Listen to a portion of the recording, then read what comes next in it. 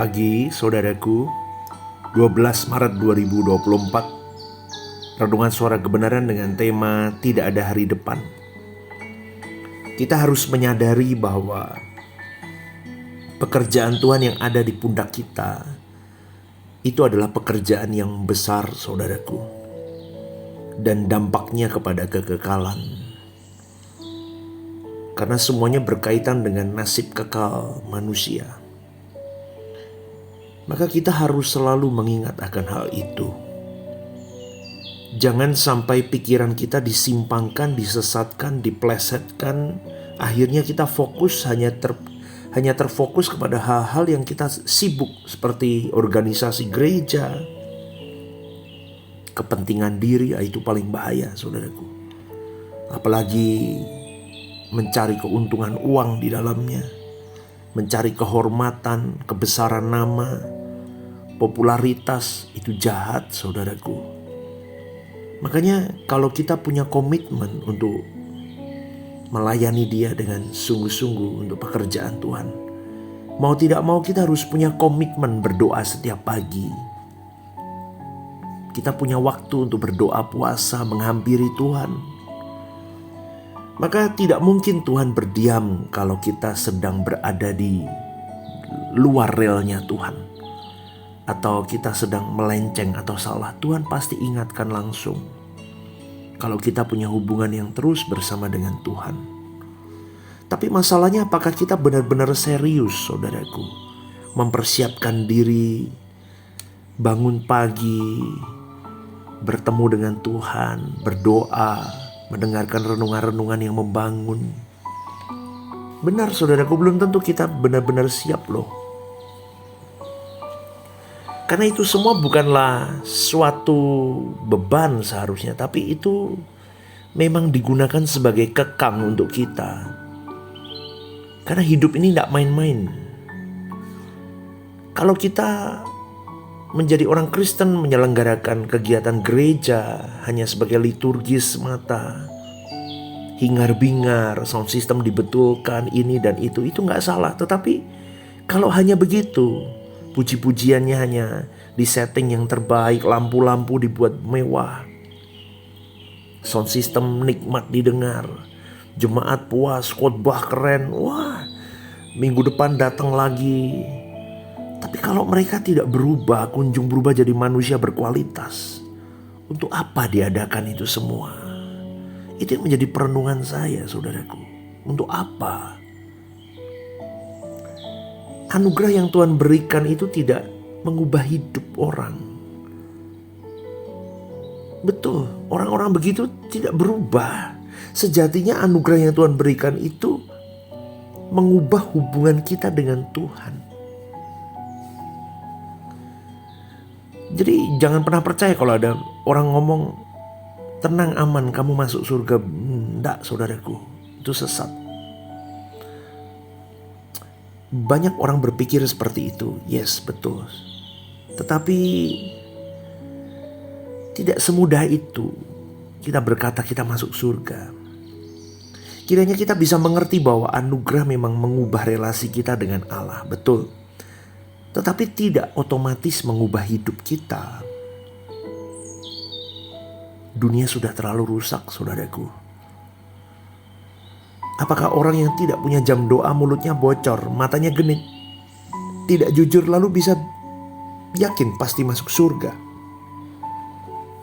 Orang model begini ini menghina Tuhan, saudaraku. Dia merendahkan surga.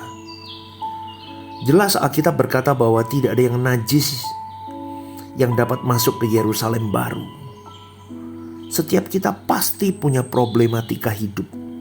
Tetapi jangan hanyut dengan problematika harian kita sampai kita tidak memperhatikan berapa nilai kita di mata Tuhan yang benar. Jadi jangan Anda itu berjuang atau puas dengan Anda lolos dari berbagai masalah dunia, tetapi engkau tidak memikirkan masalah kekekalanmu. Sebab tanpa perjumpaan dengan Tuhan, kita tidak bisa berubah, saudaraku. Jangan sombong, jangan degil, jangan keras kepala. Kadang-kadang manusia itu bersikap kurang ajar kepada Tuhan. Seorang pengusaha yang stres, tidak bisa tidur berhari-hari karena mungkin dia mau dipanggil oleh KPK. Padahal belum tentu juga nanti masuk penjara. Dipanggil KPK tidak bisa tidur.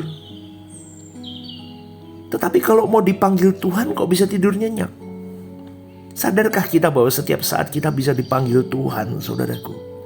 Coba pikirkan ini baik-baik. Ketika kita berbuat dosa, tetapi tidak segera minta ampun, tidak segera membereskan dosa itu, kok bisa ya tidur nyenyak? Coba Anda refleksi diri Anda. Kalau tiap pagi kita berdoa, kita minta ampun, doa puasa minta ampun, maka kita bisa tidur nyenyak. Kapan saja Tuhan panggil, kita siap. Ingat saudaraku, tidak ada hari depan baik di kekekalan kalau kita masih berbuat dosa. Kita memang harus bersedia belajar step demi step untuk kita bisa hidup dalam takut akan Allah. Dan perjumpaan dengan Tuhan itu akan membuat kita takut untuk berbuat dosa.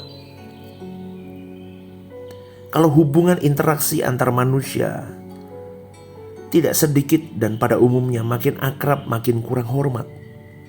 Namun berbeda kalau berhubungan dengan Tuhan. Jadi yang pertama, makin dekat dengan Tuhan, kita makin takut berbuat dosa.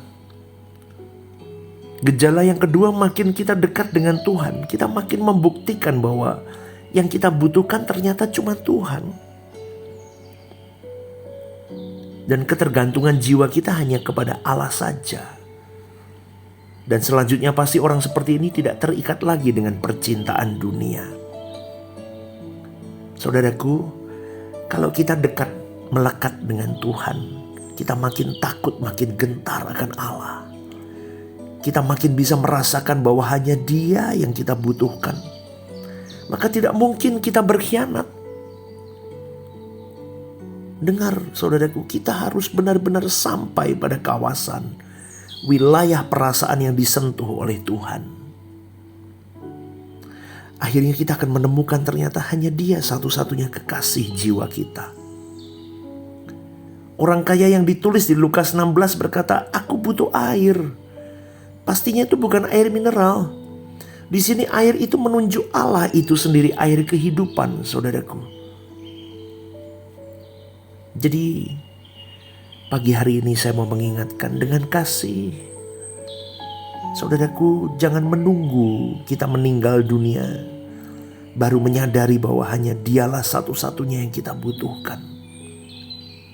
Memang kalau masih muda, apalagi banyak kesenangan, uangmu banyak, kau mau kemana saja, kau mau berlibur kemanapun, kau punya duit, kau sehat, kau punya jabatan, kau terkenal,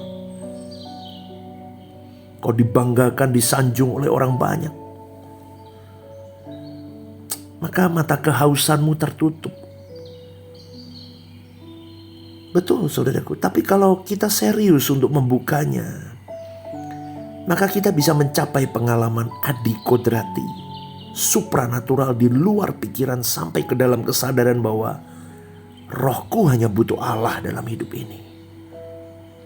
Ini bukan omong kosong saudaraku, ini real. Setiap kita harus mengalami itu. Karena banyak orang percaya yang belum sampai di titik ini. Karena mereka masih ditenggelamkan dengan kesenangan dunia. Itu bukan sekedar kegiatan agama, saudaraku. Ini bukan kegiatan agama yang membuat engkau pergi ke gereja, kau menyanyi, masukin persembahan, ikut pelayanan, ikut rapat gereja, pulang. Bukan. Tapi ini sekolah kehidupan yang harus meluluskan orang-orang yang unggul di mata Allah. Saya rindu saudaraku, kita semua yang mendengarkan renungan ini, termasuk saya pun sama, berjuang terus tanpa batas. Sampai hari kita tutup usia, kita tetap melekat dan kita tetap di kawasan Tuhan. Dan kita sudah sampai di ujung nanti, kita sudah punya penghormatan yang layak kepada Dia. Selamat pagi saudaraku, teruslah melekat oleh Tuhan saja. Tuhan memberkatimu. God bless you.